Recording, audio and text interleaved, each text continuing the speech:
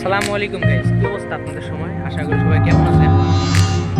তো দুই বন্ধু আবারও একসাথে হলাম দীর্ঘদিন বলতে এক সপ্তাহের কাছাকাছি।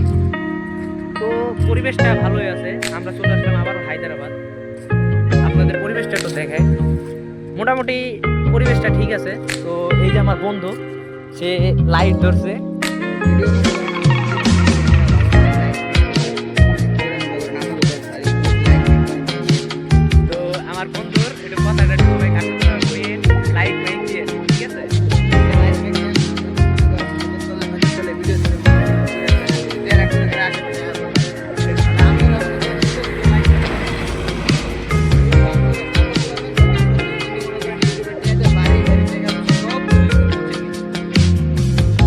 তো এই যে জায়গায় নিরিবিলি পরিবেশ, আপনারা ঘুরে। তো এই জায়গায় ঘোরাঘুরির পরে চা খেলাম, অনেক কিছু খাইলাম। তো আমি আসার সময় দুইটা বাংলা মদ খেয়েছিলাম, সেটা হলো দেশি, মানে দেশি বলতে ওটা স্প্রিট বলে বাংলাদেশের, মানে পরিস্থিতিতে। তো এটা খাইলাম, দুই বন্ধু মজাই লাগলো। চা খাইলাম, ওই যে দোকানে চা মা খাইলাম। তো আমরা এখন হাঁটতাছি, দেখা যাক পরিবেশটা নিরিবিলি আছে, আশা করি আপনারা সবাই ঘুরবেন। তো এই জায়গায় ঘুরতেছি, হাঁটতেছি, দুই বন্ধু ভালোই লাগতেছে। তো আমার বন্ধুর কাছে কিছু শুনুন, এই জায়গায় নিরিবিলি পরিবেশটা কেমন। করেন আগে আসছিলাম শিলমন জামরুট থেকে, ওইখানে আসছিলাম কিছু কিছু কারণে এখানে আসছি। তো আমার বন্ধুর সাথে আমরা শিলমন থেকে আড্ডা মারিতে দিচ্ছিলাম। আমি এই জায়গায় চলে আসছি। এই জায়গায় সবসময় আড্ডা মারিতে যাই। সপ্তাহে 7 দিন পর পর আসি, চা মা খাই। ও আবার দুটা বাংলা মত নিয়ে আসি, ওগুলা খাই। আমরা বিকাল চলে যায় 7 দিনের মাঝে।